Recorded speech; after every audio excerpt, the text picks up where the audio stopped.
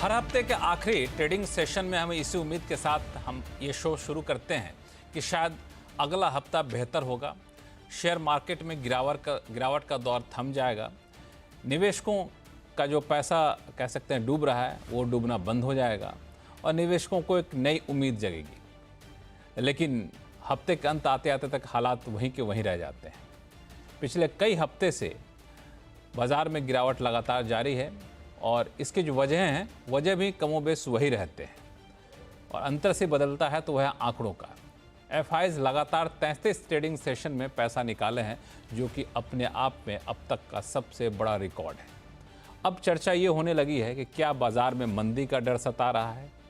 हर कोई जानना चाहता है कि पैसा अब लगाएं कि ना लगाएं, कि अभी रुकें थोड़ी देर, लगाएं तो कहाँ लगाएं। लेकिन इसका सटीक जवाब ढूंढने की कोशिश में लोग बहुत ज़्यादा उलझ जाते हैं।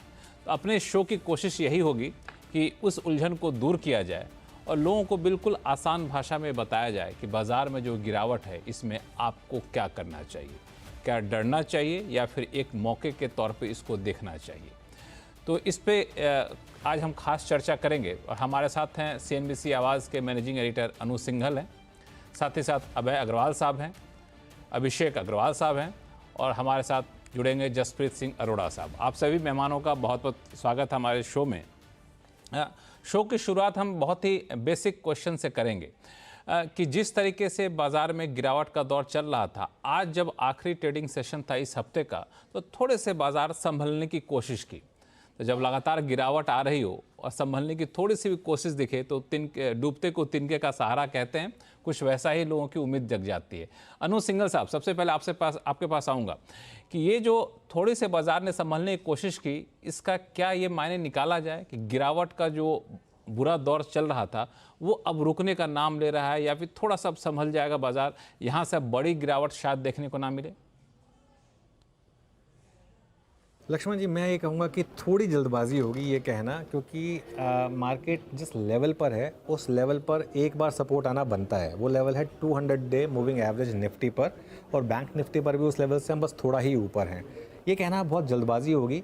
मार्केट में वैसे भी लक्ष्मण जी बॉटम ऐसे नहीं बनता कि बस मार्केट एकदम से गिरा और उसके बाद बस रिकवरी आ गई वापस। वहाँ पर टाइम लगता है मार्केट में रिकवरी आने में। और वैसे भी इस बार जो गिरावट आई है ना लक्ष्मण जी, वो थोड़ी सी फंडामेंटल कारणों पर आई है और हमारे खुद के कारणों पर आई है। अब तक हमारी मार्केट में जब भी करेक्शन आती थी वो ग्लोबल कारणों से आती थी, जियोपॉलिटिक्स की वजह से आती थी। ये पहली करेक्शन है जो हमारे खुद के कारणों से आई है।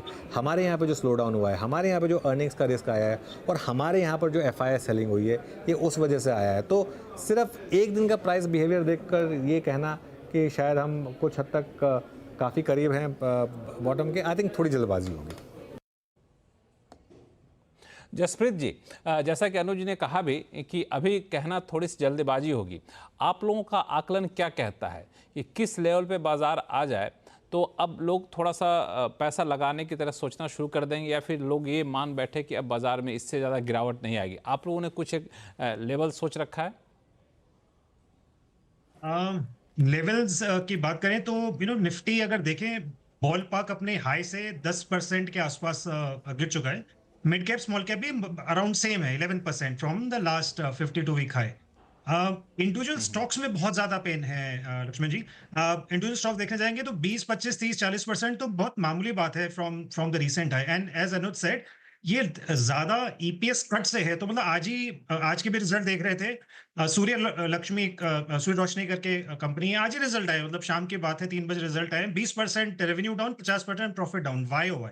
मतलब इस तरीके की डेंट पड़ी है अर्निंग्स पे, मतलब बहुत ज्यादा हो गया है सेकेंड क्वार्टर। उसके रीजन बहुत सारे हैं, but I would say as Anuj said, number 1 earnings, number 2 थोड़ा फ्लोज जो हुए हैं, चाहे वो FIs की तरफ से सेलिंग हुई है, DIs की तरफ से थोड़ा सा कम हुआ है, एंड नंबर 3 सेंटिमेंट जो लार्जली न्यूट्रल है। तो आई थिंक अर्निंग्स रिलेटेड बहुत बड़ा डेंट है। स्टॉक स्पेसिफिक देयरफॉर बहुत ज्यादा काम करने की जरूरत है। मार्केट में बहुत ज्यादा लेवल ढूंढ के बाइंग करने जाएंगे तो I don't think that may be the right strategy.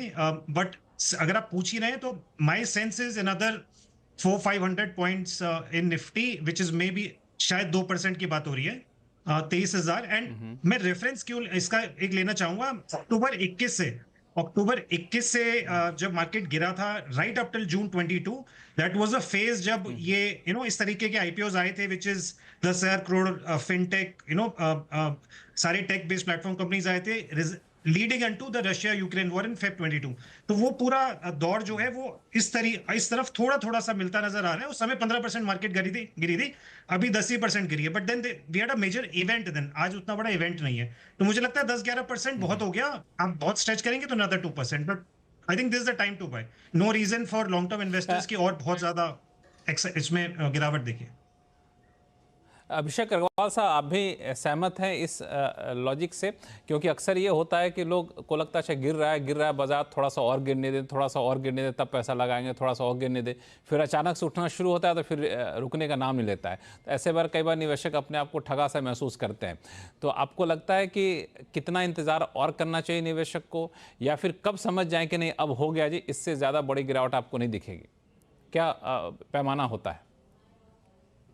Lakshman जी, मैं तो आपके शो पे कम से कम 5 से 6 बार पिछले 6 कंटिन्यूस टाइम से बोल चुका हूँ कि मार्केट जो है वो हेवी लग रहा है एंड हमें करेक्शन इस साल जरूर दिखेगा एंड हम वो विटनेस कर रहे हैं। मुझे नहीं लग रहा है ये बहुत जल्दी से कहीं पे भी रुकने वाला है। 2-3 फैक्टर्स मैं हाईलाइट करना चाहूंगा अदर देन व्हाट ऑलरेडी जो आप लोगों ने सबने कवर कर लिया। मार्केट की पीक इससे पहले अगर हम 2008 या 2020 के उस समय देखें तो आपको दिखेगा एक समय रिलायंस पावर आया था, फिर एक LIC आई थी और अभी Hyundai का IPO आया।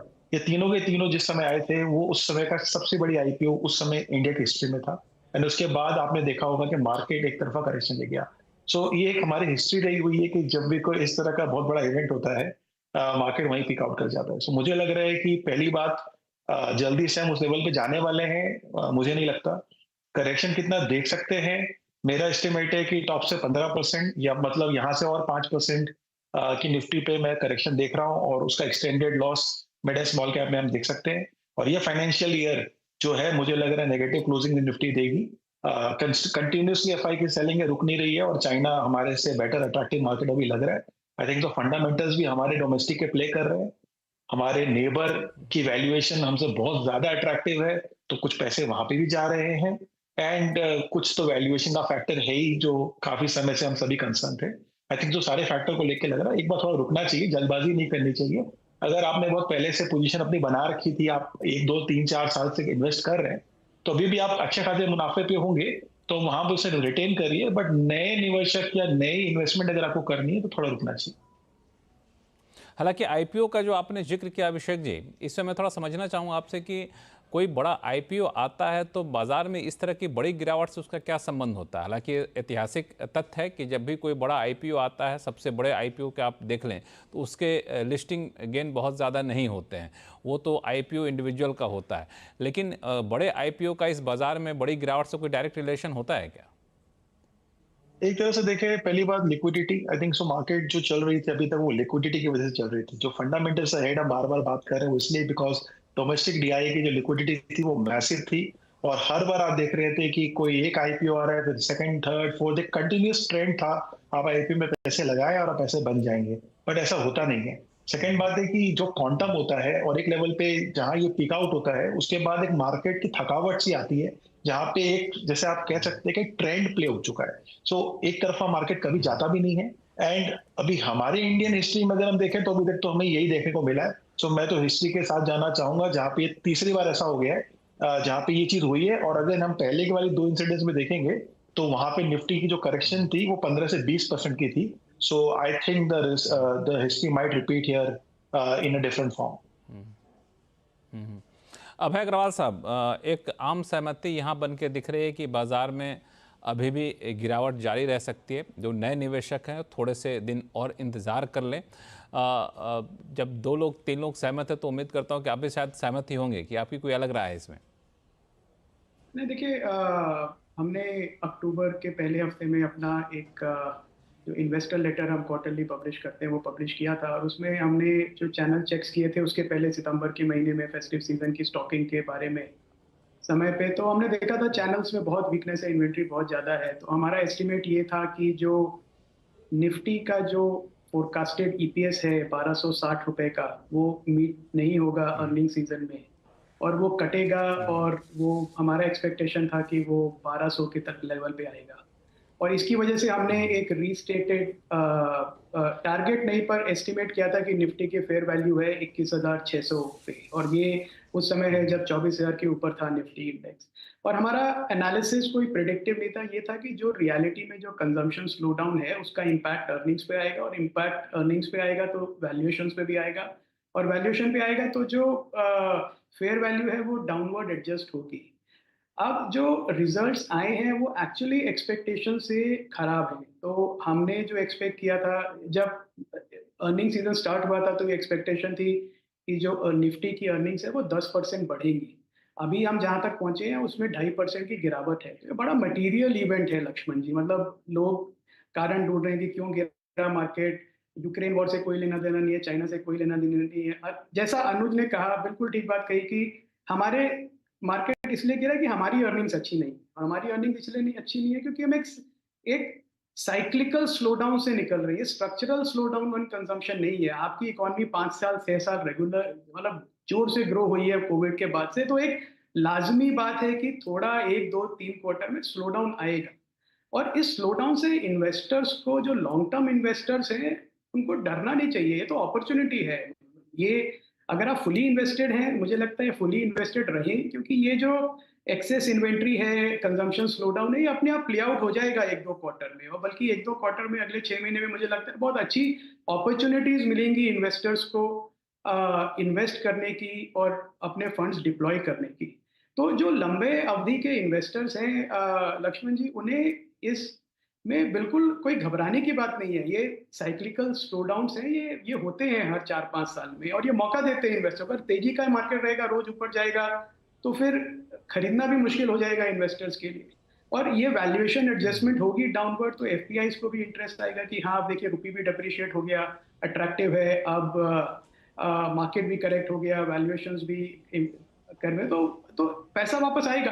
तो इसमें मुझे लगता है कि रादर देन वरी कि ये मार्केट गिरा, कहाँ गिरेगा, कितना और गिरेगा, फिर क्या हो जाएगा, उससे ज़्यादा इंपॉर्टेंट है कि इन्वेस्टर्स डिसाइड करें कि उनको कहाँ इन्वेस्ट करना है, कि अगले 5 साल के लिए पैसा बनाना है तो कहाँ पे मौके हैं अभी जो मार्केट उन्हें। इस पे चर्चा करेंगे अभय अग्रवाल साहब, लेकिन आपने एक बड़ी बात कही कि अर्निंग एक बहुत बड़ा कंसर्न है। अर्निंग मतलब कि कंपनियां कमाई कितना कर रही हैं और कहां से कमाई हो रही है। तो कंपनियों के अर्निंग्स में जो गिरावट देखने को मिली है, सबसे बड़ी चिंता यह है कि वो कंज्यूमर ड्यूरेबल सेगमेंट में गिरावट देखने को मिली है, जो साफ तौर से दर्शाता है कि जो लोगों के पॉकेट में पैसा जाता है वो पैसा खर्च करते हैं। सबसे पहला जो खर्च होता है वो खाने पीने के सामान पे, फिर कंज्यूमर ड्यूरेबल्स पे, वहाँ पे लोग खर्च नहीं कर रहे हैं।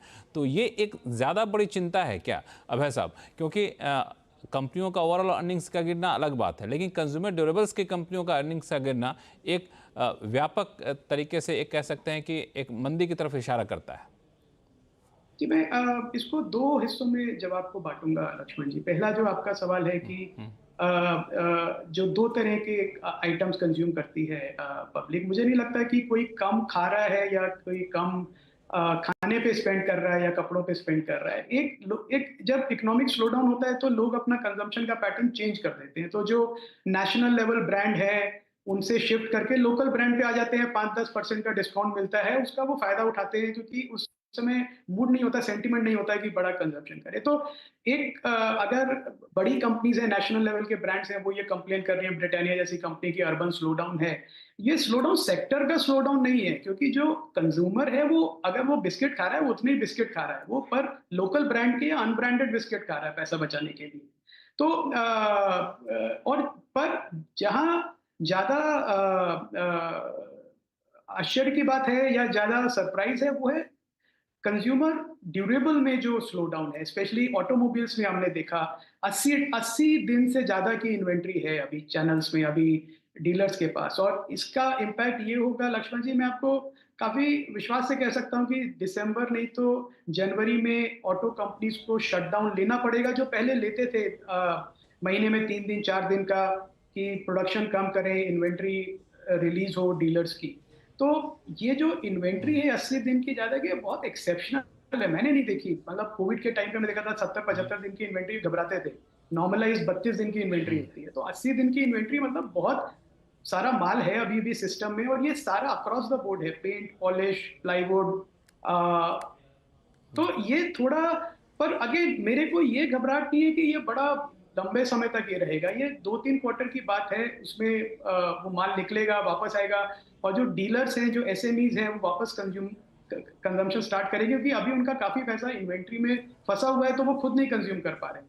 तो जिस तरह से देखें, एक इकोनॉमिक स्लोडाउन है थोड़ा, वो वर्कआउट करेगा अपने आप, मुझे चिंता नहीं है इस बात की। थोड़ा 6 महीने तक इन्वेस्टर्स को थोड़ा संयम बरतना पड़ेगा, ज्यादा एक्सपेक्ट ना करें कि सडनली मार्केट वापस रैली करेगा या शार्प रैली करेगा। इस समय मार्केट में कोई ट्रिगर्स नहीं है रैली करने के लिए।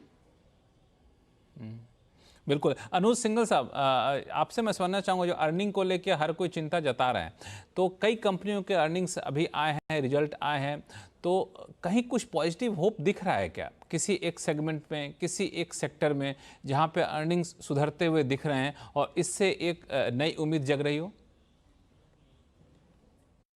आईटी एक सेक्टर है जहाँ पर अर्निंग्स काफ़ी शानदार रही हैं, एक आध कंपनी को छोड़ दें तो, और मिड कैप आईटी में तो बहुत ही शानदार अर्निंग्स नहीं है लक्ष्मण जी। तो ये एक सेक्टर है, प्लस यहाँ विजिबिलिटी भी स्ट्रांग है, डोनाल्ड ट्रंप के आने के बाद डॉलर स्ट्रांग हुआ है, तो उसका एक क्लियर कट फैक्टर है। ये एक सेक्टर है, और सेलेक्टिवली प्राइवेट बैंकों में और इवन पीएसयू बैंकों में लक्ष्मण जी काफ़ी हद तक नंबर्स अच्छे आए हैं। जसप्रीत जी, यहाँ पे आईटी सेक्टर में थोड़े से अर्निंग्स सुधरे हैं, जैसा कि अनुज जी कह रहे थे, बैंकों में थोड़े से अर्निंग्स के पॉजिटिव संकेत मिले हैं, तो इन सेगमेंट में क्या लोगों को थोड़े से पैसे लगाने शुरू कर देने चाहिए? लक्ष्मण जी जसप्रीत जी, आवाज आ रही है मेरी?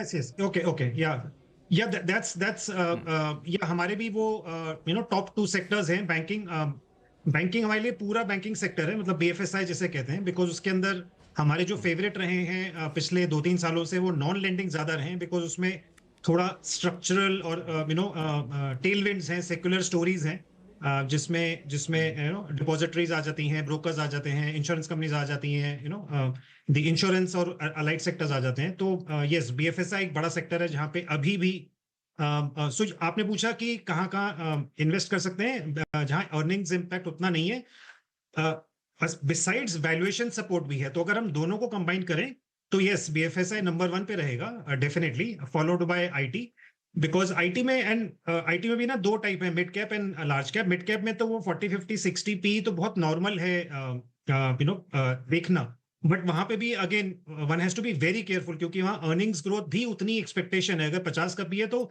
30% अर्निंग्स ग्रोथ की एक्सपेक्टेशन है, तो मोटा मोटा 1.7-1.8 का पेग। बट अगर वो नहीं आ रही, देन अगेन वहां पे डिप आता है। तो देयरफॉर आई वुड से अगेन बहुत केयरफुल रहने की जरूरत है।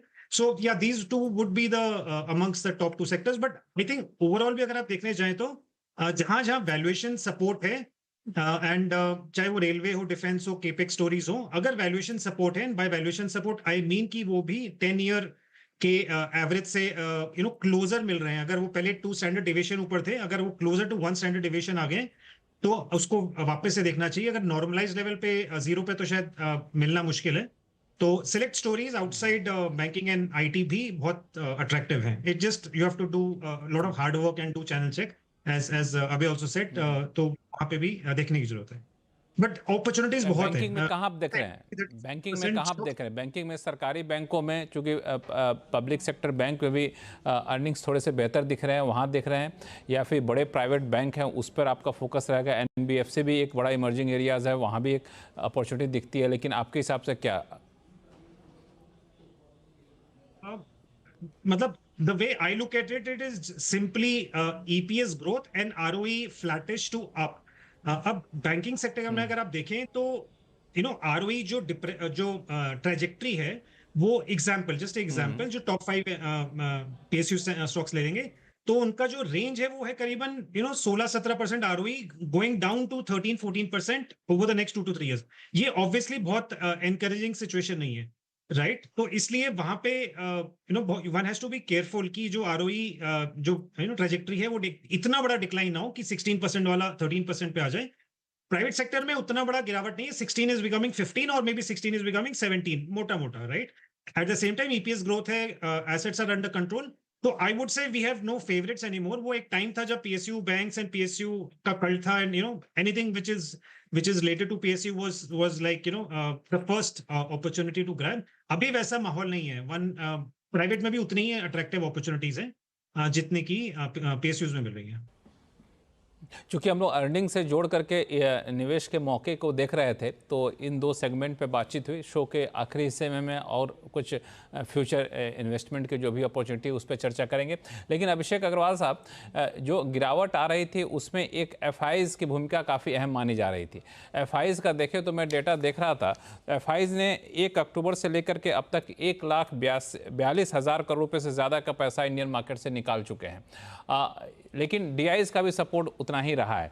तो मेरा 2 सवाल आपसे है कि FIs को निकालने के लिए अभी और गुंजाइश बची हुई है, क्योंकि वो भी पैसा जहां लगा रहे हैं इन्वेस्टमेंट पर्पस से तो लगा नहीं रहे हैं, ट्रेडिंग पर्पस से जा रहे हैं. तो ऐसा तो नहीं कि पूरा खाली कर देंगे, उनको भी एक लिमिट होगी, इससे ज़्यादा नहीं मुझे निकालना, हो गया, काफ़ी हो गया. और दूसरा, DIs का सपोर्ट कितना सस्टेनेबल है ऐसे में? FIs की जहां तक आप बात करें, एक बार मैंने ये चर्चा भी की थी अगेन आपके शो पे कि FIs की जो ओनरशिप है इंडिया के अंदर में अक्रॉस ऑल कंपनीज, वो करीबन 17% है. एंड जो DIs है वो बहुत क्लोज आ गए, and I think so now they are sitting between 15 to 16%. और ये उस समय भी मैंने कोट किया था कि मुझे लग रहा है कि अब इस बार DI फर्स्ट टाइम अपनी हिस्ट्री में, इंडियन मार्केट की हिस्ट्री में, FI से आगे बढ़ जाएंगे in terms of ownership. So that means that FI selling would continue because उनका वो ट्रेंड अभी तक मेंटेन्ड है, कुछ भी बदला नहीं है. हम शायद कोट कर रहे हैं अक्टूबर-नवंबर की, बट अगर हम लास्ट 6 महीने का ट्रेंड देखें या उससे पहले का देखें, हार्डली को 2-3 महीने की आप बाइंग देख लीजिए, बाकी अक्रॉस सेलिंग है. सो FI का कुछ मोमेंटम बदला नहीं है, बल्कि उन्होंने तो एक्सेलरेट कर दिया है अपने सेलिंग को. एंड जब मैं कह रहा हूँ कि 16-17% वो ओन करते हैं, तो क्वांटम वाइज की अगर हम बात करें तो क्वांटम तो काफी है. I would not like to comment कि कितना यहाँ से जा सकता है, बट लेट्स से अगर 2% भी अगर उन्होंने अपनी होल्डिंग को ट्रिम कर दिया तो इम्पैक्ट काफी बड़ा आ सकता है हमारे मार्केट में. DI की जहां तक बात कर रहे हैं, SIP के थ्रू हम देख रहे हैं रिकॉर्ड टच 25,000 करोड़ मंथली आ चुकी है, जो आई वुड से is one of the only reason why we just corrected 10%. Otherwise से करेक्शन आप 25 से 30% शायद देख लेते, क्योंकि इतनी बड़ी फ्लो थी जो मेंटेन रहेगी. बैलेंसिंग एक्ट रहेगा, बट ये जो गैप है ना बीच में, FI बेच रहे हैं, DI ले रहे हैं, उसके बीच में जो मैंने थोड़ी सी मैथ लगाई, उसमें करीबन 18,000 करोड़ का जो गैप है, that means the difference between FI selling and DI buying, वो रिटेल ने ली है. सो दैट मींस कि ऐसा नहीं है कि अब ये एकदम परफेक्ट बैलेंस जा रहा है, बल्कि अब ऐसा भी नहीं है कि परफेक्टली DI ले रहा है. एंड वो गैप अगर थोड़ी सी भी और चलती रही तो ये ऐसे नहीं संभलेगा मार्केट. और यही रीजन है कि मुझे लग रहा है कि थोड़ी और गुंजाइश है मार्केट को नीचे जाने में, बिकॉज ये जब तक ये जो दोनों तरफ से जो तराजू है वो थोड़े बैलेंस आउट नहीं होंगे, तब तक मार्केट की स्टेबिलिटी नहीं आ सकती. आपने एक बड़ा अच्छा आंकड़ा दिया FIs और DIs की हिस्सेदारी को लेकर के. तो जब दोनों बराबर हो जाएंगे तो क्या ये माना जाए कि एक समय ऐसा आ जाएगा कि FIs पे उतनी ज़्यादा निर्भरता, FIs का निकालना उतनी बड़ी खबर नहीं रह जाएगी? जी बिल्कुल. कोई भी इकोनॉमी को अगर बड़ा होना है तो उसके डोमेस्टिक इन्वेस्टर मार्केट को स्ट्रेंथ होनी चाहिए. और अभी तक इंडिया के अंदर में हमने हमेशा देखा है कि डिस्पाइट हमारी इतनी स्ट्रांग इकोनॉमी होने के बावजूद, इतनी स्ट्रांग ग्रोथ स्टोरी होने के बावजूद, हम हमेशा फॉरेन कैपिटल पे डिपेंडेंट रहते थे. एंड फिर अगर वो कैपिटल आउटफ्लो होता था तो हमारे मार्केट अननेसेसरी क्रैश हो जाते थे. सो अब कम से कम वो ट्रेंड तो बदल गया है कोविड के बाद से. एंड बिल्कुल मुझे लग रहा है कि DI आने वाले समय में, ये आंकड़ा आप देखोगे तो 18 से 20% से भी ऊपर ये निकल जाएगा. बट इसे होने में थोड़ा समय लगेगा, क्योंकि ये SIP भी जैसे बात करें 25,000 करोड़ तक आ गई, एक साल पहले 20,000 करोड़ तक थी, तो जबरदस्त ग्रोथ है, वो मेंटेन रहेगी. क्योंकि अपने पास अभी भी जो फाइनेंशियल असेट ओनरशिप इंडिया की है वो अभी भी one of the lowest in the world. So काफी बड़ी जर्नी बाकी है, and I am very hopeful कि हम लोग जो है डोमेस्टिक मार्केट में थोड़ा बेटर ही करेंगे. अभय अग्रवाल साहब, इस मुद्दे को लेके हमने सरकार के कई लोगों से बातचीत की, तो मुझे ये सेंस मिला था कि वो एफआईज के जाने को एक स्थायी प्रक्रिया नहीं मान रहे हैं। वो मान रहे हैं कि एफआईज जा तो रहा है वो, लेकिन छोटे समय के लिए जा रहा है, फिर वापस एफआईज आएंगे या आएंगे, इसमें कहीं कोई दो राय नहीं है। तो आप लोगों का अपना आकलन क्या कहता है, या फिर ऐतिहासिक रूप से देखें, हिस्टोरिकली देखें, तो इस तरह के जब एफआईज सेलिंग करते हैं तो वापस बाइंग के मूड में कब आते हैं, क्या माहौल बनता है कि वापस आ जाते हैं, कोई फैक्टर होता है या फिर कुछ टाइम फ्रेम होता है उसके बाद आना शुरू कर देते हैं? कि देखिए, जो हमने देखा है, ऑब्जर्व किया है एफपीआईज का बिहेवियर, एक थोड़ा हर्ड मेंटालिटी होता है जो एक साथ सेलिंग आती है, एक साथ बाइंग आती है। एक समय ऐसा था कि दिन पर दिन, महीने दर महीने, 6 महीने, 9 महीने कंटिन्यूस बाइंग देखी हमने, और उसकी वजह से मार्केट के टॉप्स भी बने। तो ये फॉरेन फ्लो इम्पॉर्टेंट है इकोनॉमी के लिए, क्योंकि हम अभी भी एक ग्रोथ इकोनॉमी है, डेफिसिट इकोनॉमी है, ग्रोथ को फंड करना है।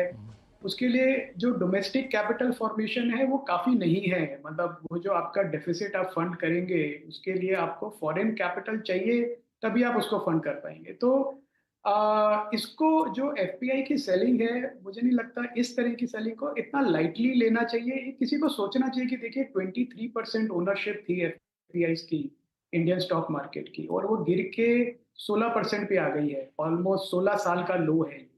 तो ऐसा क्या हो रहा है कि ये एफपीआई जा रही है सेल करके? और आई थिंक सरकार के लेवल पे कुछ तो थिंकिंग होगी कि ये इतना इम्पोर्टेंट सेगमेंट है, आप इसको सिर्फ अगर डीआईआई ले रहे हैं, एफपीआई बेच रहे हैं, तो मार्केट स्टेबल है, इतना गिरा नहीं।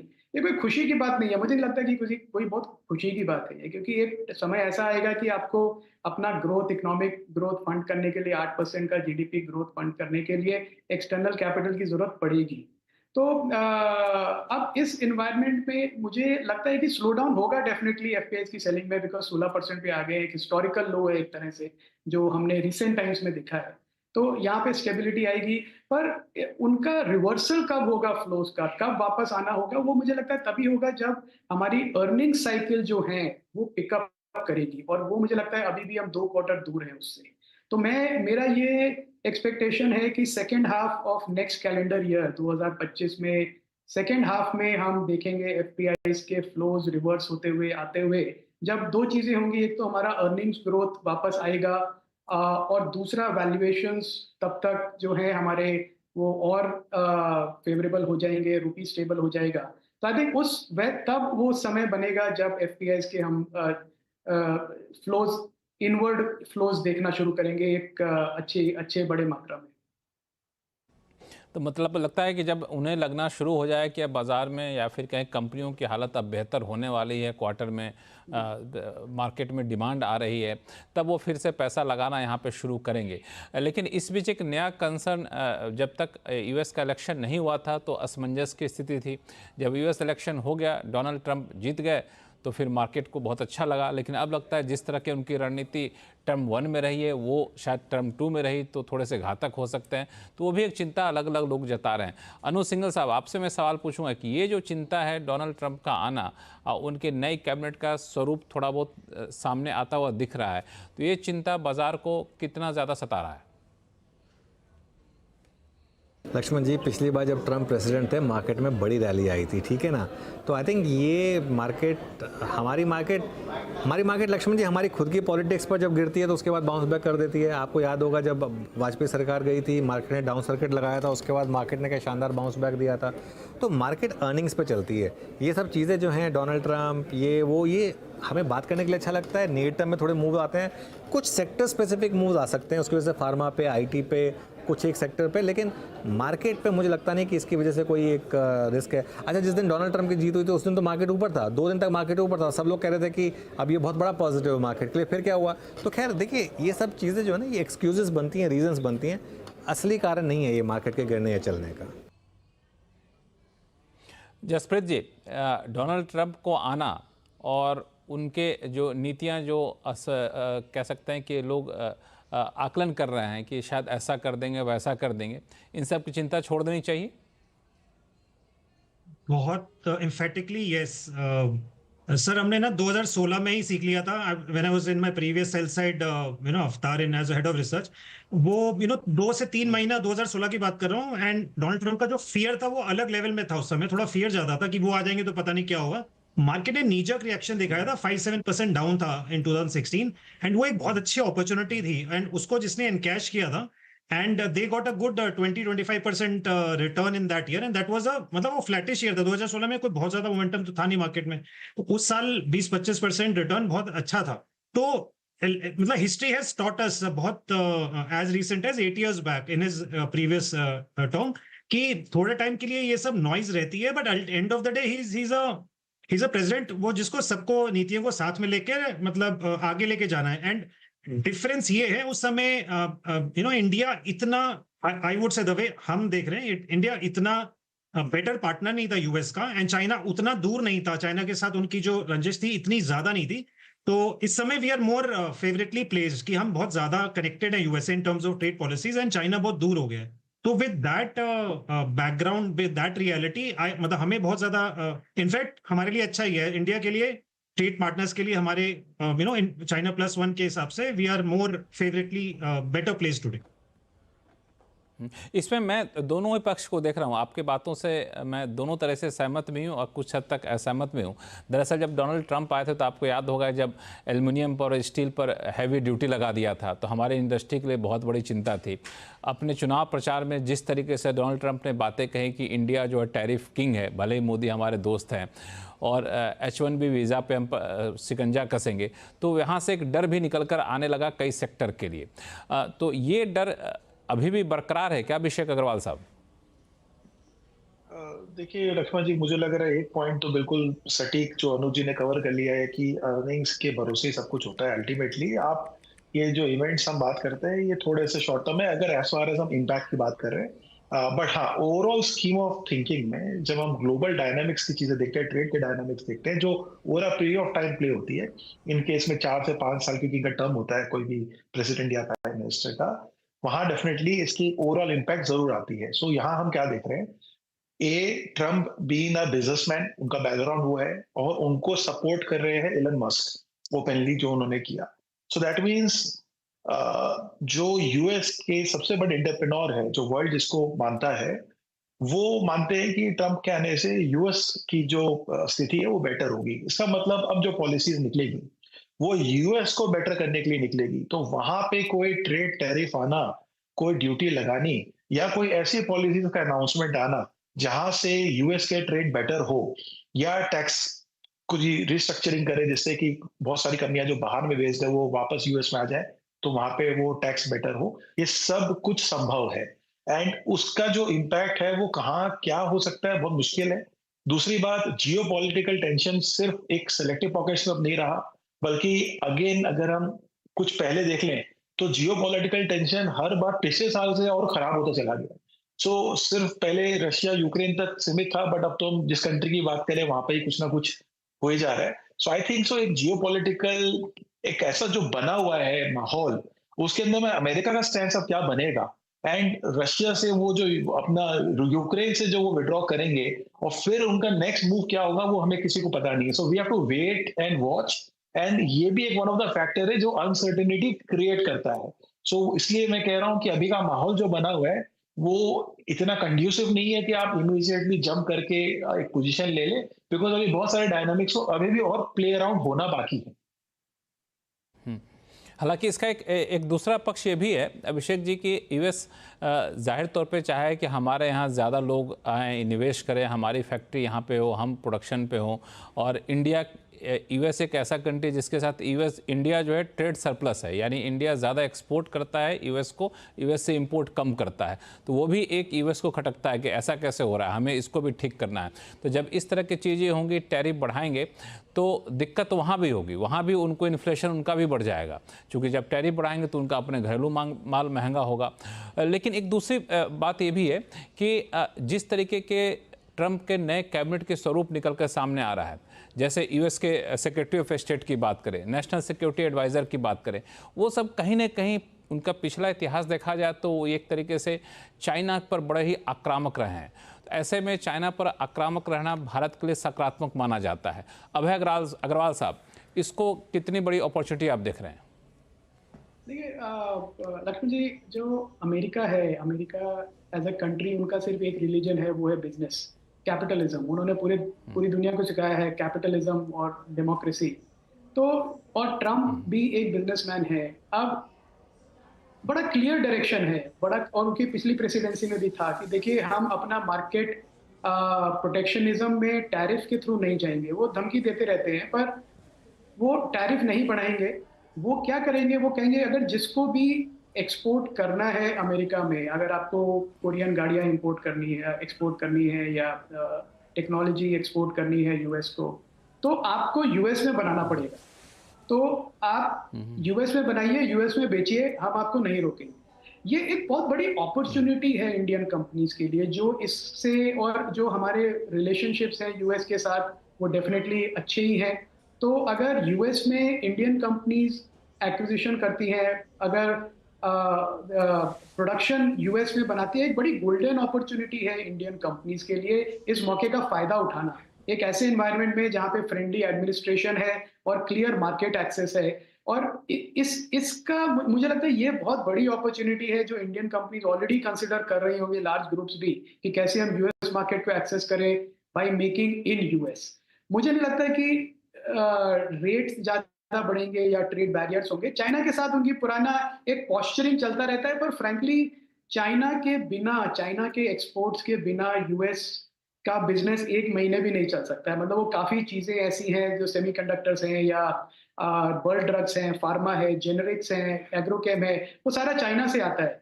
तो चाइना के साथ एक पॉस्चरिंग उनकी चलती रहेगी जो इंडिया को शायद थोड़ा फायदा दे दे, पर frankly at the end of the day Indian companies के लिए एक मौका है। ऑनशोरिंग जैसी आईटी सर्विसेज भी है, वो चाहेंगे कि ऑनशोरिंग ऑफशोरिंग ना हो, ऑनशोरिंग हो, ज्यादा इंडियन कंपनीज जाके फैसिलिटीज क्रिएट करें, जॉब्स क्रिएट करें यूएस में।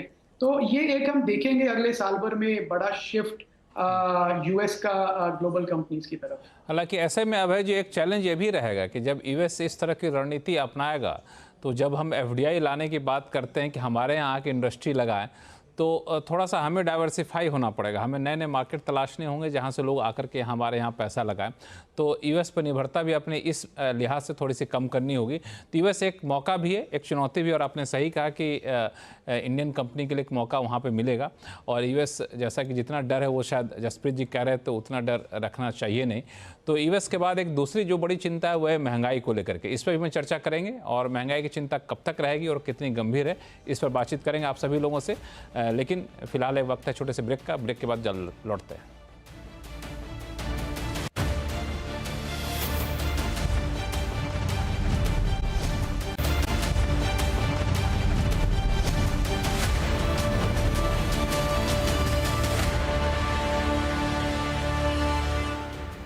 ब्रेक के बाद एक बार फिर से आपका स्वागत है। आप देख रहे हैं आवाज़ अड्डा। एक खास मुद्दे पर, वो है बाजार को लेकर, शेयर बाजार को लेकर। हर वो शख्स जो शेयर बाजार में पैसा लगा चुका है, हर वो शख्स जो शेयर बाजार में पैसा लगाना चाहता है, उनके मन में जितने भी सवाल हैं उन सारे सवालों के जवाब देने की कोशिश कर रहे हैं इस शो में, और वो भी बेहद ही आसान भाषा में।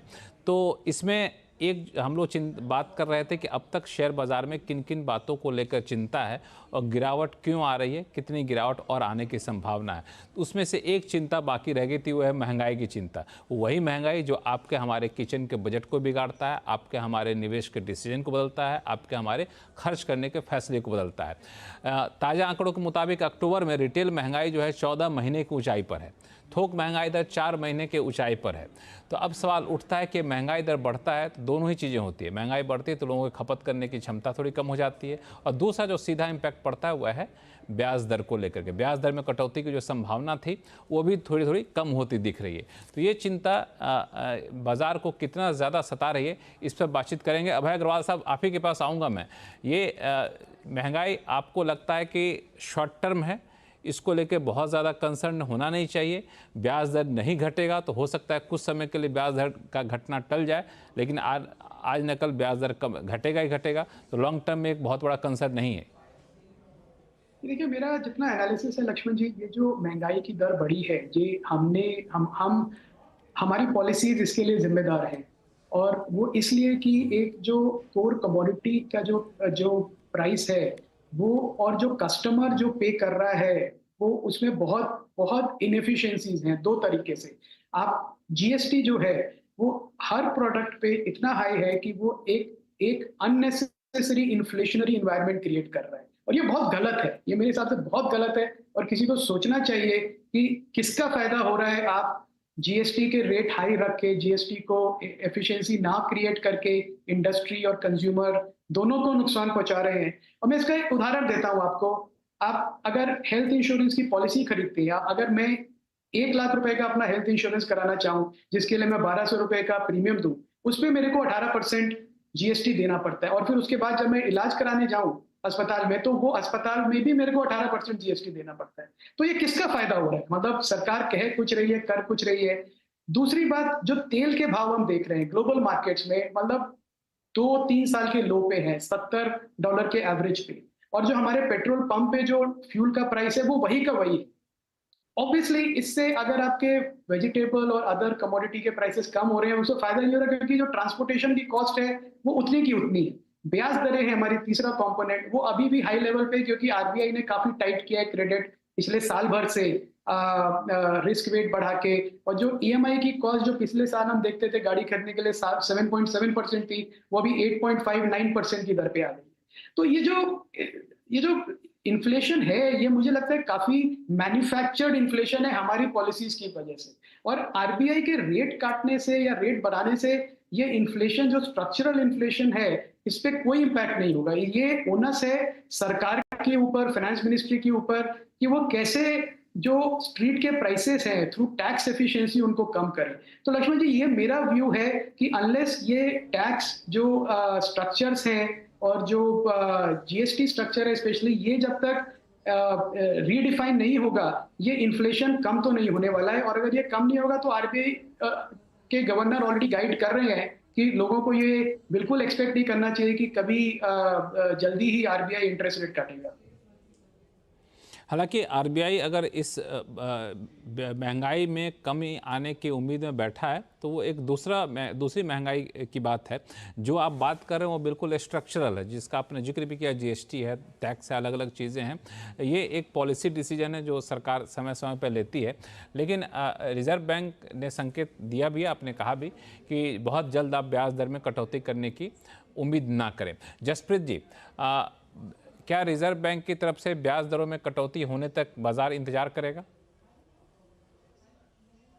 नॉट रियली, आई थिंक वो ब्याज दरें घटनी है वो तो it is a saying, it is a question of when and not if.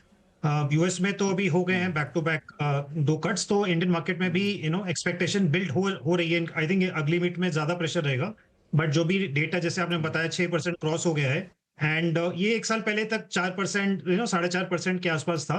तो अब उसको ग्रोथ के सामने देखेंगे तो इट इज दैट वो कन्वर्जेंस हो रही है, growth is coming down. Second quarter की अगर बात करें, अज्यूमिंग जो रिजल्ट्स हैं वो अल्टीमेटली जीडीपी का ही एक मिरर है, तो 7% प्लस वाली ग्रोथ क्लोजर टू 6 आ गई और नीचे इन्फ्लेशन 4.5 वाला अगेन 6 आ गए। तो ये कन्वर्ज हो रहा है where growth and inflation are neck to neck. एक टाइम आता है जब वो एकदम नेगेटिव क्रॉस ना कर जाए, रिसेशनरी उसमें जोन में ना चला जाए, जहाँ थोड़ा हम डीग्रोथ हो जाता है, इन्फ्लेशन बढ़ जाता है। But larger point, we should not be waiting for that cuts as you saying, but वो आई थिंक हो जाएगा अगले in if not the immediate meet, our sense is not the immediate meet, but उसके अगले meet में जरूर one should expect that cut. But उसमें बहुत ज्यादा वी आर नॉट एक्सपेक्टिंग कि वो बहुत बड़ा टेलविंड होगा मार्केट के लिए। The way I am looking at is third quarter में बहुत ज्यादा उम्मीदें नहीं रख रहे हैं, बिकॉज सेकंड क्वार्टर बहुत ही खराब गया है। तो fourth quarter again, listening to so many con call, we listen to like 3 to 4 commentaries every day for the last let's say 30 days। तो 100 कमेंट्री सुनने के बाद ऐसा लग रहा है कि थर्ड क्वार्टर से बहुत ज्यादा उम्मीदें नहीं रखनी चाहिए, बारिंग सेलेक्ट पॉकेट्स, लेट्स से वो शादी ब्याह वाले और द टूरिज्म एटसेट्रा, जहां पे बॉयंसी रहेगी because of that quarter being that quarter. But fourth quarter can be potentially the big quarter and hopefully next year, because ये साल ओवरऑल जो 15% ईपीएस ग्रोथ की बात की गई थी वो भी 5-6-7% की रह गई है F25। therefore F26 could instead of 12-13 could be 15-16%। अगर वो 15-16% आ जाता है तो then again that is what लोगों को वो देखकर इन्वेस्ट करना चाहिए, and I see no reason वो नहीं आएगा। 15 अगर ये 5-6% पे हम रह गए तो अगले साल 15-16% बन सकता है, बारिंग एनी मेजर इवेंट। तो ये एक आपने अच्छी बात कही। हालांकि आपने बातचीत में एक जो मुद्दा उठाया वो बहुत ही वाकई गंभीर है कि ग्रोथ उस तरीके से हो नहीं रही है, महंगाई बढ़ती जा रही है, तो एक डिफ्लेशन की तरफ हम लोग बढ़ते जा रहे हैं। तो ये भी चिंता बाजार को सता रही है। अभिषेक अग्रवाल साहब, देखिए, इन्फ्लेशन कभी भी बढ़ना कोई पॉजिटिव चीज नहीं मानी जाती। और जब हमें पता है कि हमारी जो ग्रोथ रेट है वो कहीं ना कहीं बिटवीन 6.8 से लेकर 7.2% के रेंज में रहती है, और इन्फ्लेशन एक ऐसी चीज है जो इस तरह से कंट्रोल आप नहीं कर सकते हैं कि आप ये कहें कि चलिए ये यहीं तक सीमित हो जाएगा। सो ये जब बढ़ते बढ़ते जा रहा है तो डेफिनेटली एक रिस्क ये भी हो सकता है कि अगर सही तरह से इसको टेम डाउन नहीं किया गया तो ये एक सिचुएशन जो आपने खुद राइटली पॉइंटेड आउट की कि इंडिया जैसे कंट्री में डिफ्लेशन सुनने से ही हमको थोड़ा अजीब लगता है, बट शायद अगर ये इस तरह से कंटिन्यू रह गया और एक क्वार्टर तो क्या पता शायद ये सिनेरियो बन जाए। दूसरी बात है कि ये थोड़ी सरप्राइजिंग बात भी है, मॉनसून निकल गया है। मॉनसून के बाद तो बल्कि ऑन द कॉन्ट्री जब अच्छा मॉनसून जाता है तो महंगाई दर जो है थोड़ी सी कम होनी चाहिए, because we are still very agro dependent country, but ऐसा हुआ नहीं। तो ये भी एक चिंताजनक वाली बात हो गई है कि जब आपका बेस्ट मॉनसून सीजन गया है और उसके बाद आप सीधे ही फेस्टिव सीजन के बाद महंगाई देख रहे हैं, तो कहीं ना कहीं तो फिर कुछ चीजें एडअप नहीं हो रही है। तो वहां पे कुछ पॉइंट्स ऑलरेडी पैनलिस्ट ने कवर कर लिए जो मैं उसे रिपीट नहीं करना चाहूंगा, बट फैक्ट रिमेन्स कि यहाँ पे कुछ करने की जरूरत है। तीसरी बात जो सबसे इंपॉर्टेंट बात है कि आरबीआई जो है अभी तक रेट कट नहीं कर रहा है, ठीक है, जबकि ग्लोबली वो रेट कट थोड़ी एग्रेसिवली ऑलरेडी उस तरह से जा रहे हैं, कट होते जैसे जा रहे हैं, बट हमारे यहाँ नहीं हो रहा है। वन ऑफ द रीजन सिर्फ इन्फ्लेशन नहीं है, वो तो हमें पता है कि टिपिकल टूल होता है किसी भी गवर्नर के लिए, बट सेकंड टूल ये भी है कि शायद कहीं गवर्नर को लग रहा होगा कि मार्केट में लिक्विडिटी सरप्लस है, और जब लिक्विडिटी सरप्लस होती है तब भी इन्फ्लेशन जो है वो पुश हो जाता है, बढ़ता है। And therefore to control the liquidity you keep the interest rate elevated. यही रीजन है कि despite giving a guidance earlier कि वो कटौती करते रहेंगे, ये सडनली एक यू टर्न है और ये डिले है। तो मैं तो ये प्रेडिक्ट नहीं करना चाहूंगा कि आरबीआई गवर्नर रेट कट कब करेंगे, बट सर्टेनली एक जरूर चीज है कि इन्फ्लेशन तो बढ़ते हुए दिख रहा है, और एकाएक आप इसे जल्दी से यू टर्न होते हुए नहीं देखेंगे जब तक कुछ पॉलिसी लेवल पे हम कुछ एक्शन नहीं देख रहे हैं। बिल्कुल, आपने एक बड़ी अच्छी बात कही कि लिक्विडिटी को लेके एक चिंता हो सकती है कि लिक्विडिटी ज़्यादा है। तो इसमें दिलचस्प बात एक शख्स ने कही, पॉलिसी मेकर ही है, उनका नाम नहीं बताना चाहूँगा मैं। उन्होंने कहा कि लोगों के पास जब भी पैसे आते हैं तो पहले पैसे आते थे तो वो खर्च करते थे, चाहे घूमने फिरने पे खर्च करते थे, कुछ सामान खरीदते थे, खाने पीने पे तो जाहिर तौर पे ज़रूरी खर्च करें ही करेंगे। लेकिन अब जब पैसे आते हैं तो लोग शेयर बाज़ार में पैसा लगा देते हैं, बैंक से लोन भी मिलता है तो बचता है पैसा तो शेयर बाज़ार में पैसा लगा देते हैं। तो पैसा कहीं जा नहीं रहा है सर्कुलेशन में, कंजम्पशन बढ़ाने में नहीं जा रहा है, वो शेयर बाज़ार में जा रहा है। एक भी एक पहलू है। अनु सिंघल जी, आपका फाइनल टेक इन्फ्लेशन कंसर्न को लेकर? बहुत बड़ी वजह माने जाइए लक्ष्मण जी। इनफैक्ट मेरा तो ये मानना है कि इस मार्केट के गिरने का एक बहुत बड़ा कारण ये इन्फ्लेशन और जो मार्केट का रिस्क है स्टैगफ्लेशन वो है। क्योंकि आप इन्फ्लेशन को टाई इन करिए अर्निंग्स ग्रोथ के साथ। अर्निंग्स ग्रोथ काफ़ी ख़राब रही इस क्वार्टर में और उसके साथ ही इन्फ्लेशन बढ़ गई।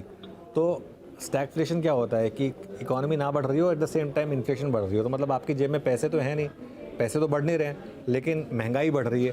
तो आप क्या करेंगे? तो आप अपनी कंजम्पशन को कट डाउन करेंगे, आपके पास और कोई ऑप्शन नहीं बचेगा। यही कंजम्पशन के नंबर्स दिखा रहे हैं आपको, और ये मेरे ख्याल से एक बड़ा रिस्क है। हालांकि आज पीयूष गोयल जी ने कहा कि ये इन्फ्लेशन जो बढ़ा ये रॉकेट साइंस नहीं है, वो वापस नीचे आना शुरू हो जाएगा। लेकिन जो भी है, मार्केट तो डेटा को वैल्यू देता ही है ना।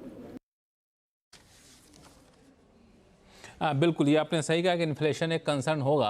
अभय अग्रवाल साहब, मैं अब शो के आखिरी पड़ाव में हम लोग आ चुके हैं और सबके मन में जो यक्ष प्रश्न है, और आपके पास जितने आपके क्लाइंट आते होंगे, आप सभी के जो भी ग्राहक, जो भी इन्वेस्टर्स आते होंगे, हर कोई यही जानना चाहता है कि बाज़ार तो खैर गिर रहा है, काफ़ी हद तक गिरा भी है और कुछ और गिर जाएगा जैसा कि संभावना आप लोग जता रहे हैं, सुधरेगा कब?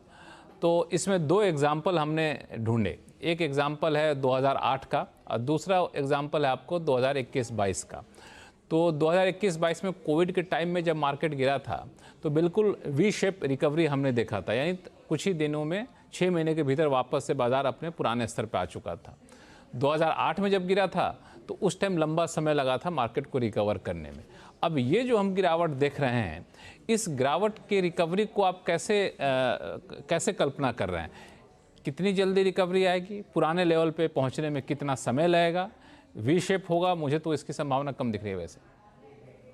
कि देखिए, जब 2008 में ग्लोबल फाइनेंशियल क्राइसिस के टाइम पे मार्केट गिरा था, तो एक बड़ी एक्स्ट्राऑर्डिनरी सिचुएशन थी जिसमें इंडिया का इतना लेना देना नहीं था। दूसरे समय कोविड तो एक ऐसा आपदा थी पूरे संसार में, पूरे विश्व में, कि उसकी वजह से मार्केट गिरा था। उसमें भी इंडिया का कंजम्पशन का कोई लेना देना नहीं था। ये जो तीसरा है लक्ष्मण जी, ये जो अभी का जो स्लो डाउन है, ये एक इकोनॉमिक साइकिल का स्लो डाउन है, जो मुझे लगता है यू शेप रिकवरी का फॉर्म लेगा। जो 2 क्वार्टर तक एक बेस बनेगा, थोड़ा कंजम्पशन वापस पिकअप होगा, चैनल इन्वेंट्रीज निकलेंगी, इन्फ्लेशन होपफुली थोड़ा कम होगा, और उसके बाद एक कंजम्पशन वापस पिकअप होगा जोर से। मेरा एक्सपेक्टेशन है कि अगले 6 महीने तक इन्वेस्टर्स को ब्रॉड मार्केट से ज्यादा रिटर्न की एक्सपेक्टेशन नहीं रखनी चाहिए। अगर हो तो मतलब तो बहुत अच्छी बात है, पर eight the same time invested रहें। अपना जो पोर्टफोलियो है, एडिशन करना चाहते हैं, मुझे लगता है अगले 6 महीने में और मौके मिलेंगे। तो मुझे लगता है 6 महीने के बाद second half next calendar year में हमको एक रिकवरी दिखेगी, और वो भी तब आएगी जब ये जो हमारे मैक्रो फैक्टर्स हैं वो इम्प्रूव होना शुरू हो जाएंगे, और उस समय फ्लोज भी बढ़ेंगे, एफपीआई फ्लोज भी, डोमेस्टिक फ्लोज भी। तो एक वापस एक वर्चुअस एनवायरनमेंट बनेगा मार्केट के लेवल्स के इम्प्रूव होने का। अभिषेक जी, मैं इसी सवाल को फिर से आपके पास लेकर आऊँगा कि जिन लोगों के पोर्टफोलियो कभी 25%, 30% तक बढ़े हुए दिख रहे थे, अब वो घट करके 4%, 5% पर आ गए हैं, तो ऐसे लोग क्या कब उम्मीद करें कि वापस से हमारा पोर्टफोलियो उसी लेवल पे पहुंच जाएगा? मुश्किल है कहना, और मुश्किल है ऐसा होना। मुझे लग रहा है एटलीस्ट इस अच्छा, ऐसा होना भी मुश्किल है। इस फाइनेंशियल ईयर के क्लोजिंग तक मुझे नहीं लग रहा है, बिकॉज मार्केट अभी तक पूरी तरह से बॉटम ही नहीं बनाया, और हम उससे पहले ही वी शेप की बात कर रहे हैं। मुझे लग रहा है थोड़ा वेट आउट करने की जरूरत है। नहीं, मैं इस फाइनेंशियल ईयर के क्लोजिंग तक की बात नहीं, मैं आपसे पूछ रहा हूँ कि साल, 2 साल, 3 साल, कुछ एक टेन्योर हुआ कि नहीं वापस आ जाएगा, आप चिंता ना करें, आप जल्दीबाजी में बेचें ना। ये अगर कहना हो आपको किसी को, तो कब तक इंतजार करने का समय देंगे उसको?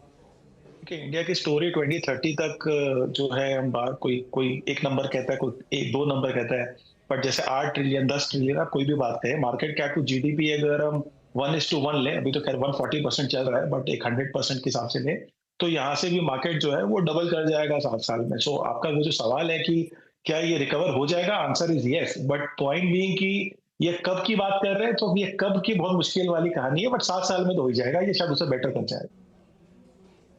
चलिए, इससे बेहतर पहुंच जाएगा।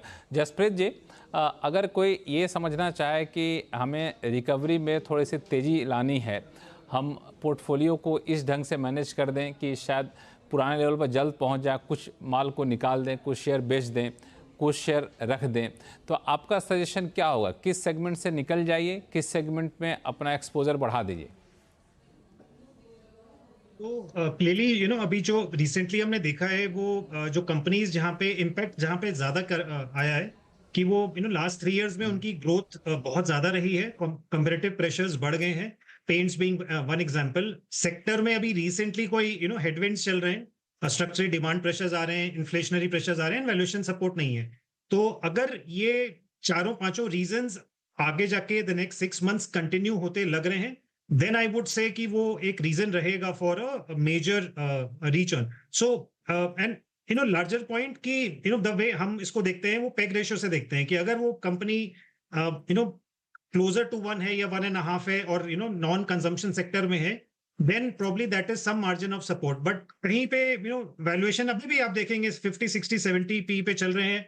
अर्निंग्स ग्रोथ जो एक्सपेक्टेशन थी 40%, अभी 20% घट गई है। तो क्लियरली अगर वो जो बैलेंस है, अगर वो अभी भी बिगड़ा हुआ है, even after 20% decline, 25% decline, then I think उधर रोटेट करने की जरूरत है। तो आवर सेंसेस सेक्टर को एक rather than to paint the entire sector with one brush, we would say stock specific action लेने की ज्यादा जरूरत है। But yes, you're right Laxman ji, action जरूर लेना चाहिए wherever गिरने के बाद भी, बिकॉज आप देखिए ना, उधर 20% जो अर्निंग्स गिरती है, जो उसका जो पी है वो ज्यादा गिरता है, तो नेट इम्पैक्ट उसका काफी ज्यादा आ जाता है। निफ्टी की 10% निफ्टी गिरा, 8 या 9% ईपीएस गिरा। Nifty is a much bigger number, but अगर 50 पी वाली कंपनी अगर चलिए, बिल्कुल आपने सही कहा कि थोड़े से अपने पोर्टफोलियो में बदलाव करना होगा अगर आप चाहते हैं कि बहुत जल्द हम पुराने स्तर पर पहुंच चुके। अब बाजार की जो चिंता है, यूएस की चिंता, सभी लोग सहमत है कि यूएस को लेकर बहुत ज़्यादा चिंता करने की ज़रूरत नहीं है। थोड़े समय के लिए महंगाई को लेकर चिंता ज़रूर है, लेकिन अब आप चाहते हो कि तुरंत में बाजार यहाँ से गिरना बंद कर देगा तो मत सोचिए, अभी 1-2 क्वार्टर और हो सकता है, ऐसा हमारे गेस्ट बता रहे थे। और जब रिकवरी की बात आएगी तो वी शेप रिकवरी नहीं होगा, यू शेप रिकवरी की बात यहाँ पे आ रही है। 1-2 क्वार्टर स्टेबल रहेगा, फिर वापस से आना शुरू होगा, लेकिन बाजार पुराने स्तर पर आएगा। समय देने में थोड़ी सी अभी कहना थोड़ी जल्दीबाजी होगी, लेकिन घबराने की ज़रूरत नहीं है। तो इसी के साथ आप सभी मेहमानों का बहुत बहुत धन्यवाद हमारे शो में जुड़ने के लिए। और आवाज़ अड्डा में फिलहाल इतना ही। देखते रहिए CNBC आवाज़। नमस्कार।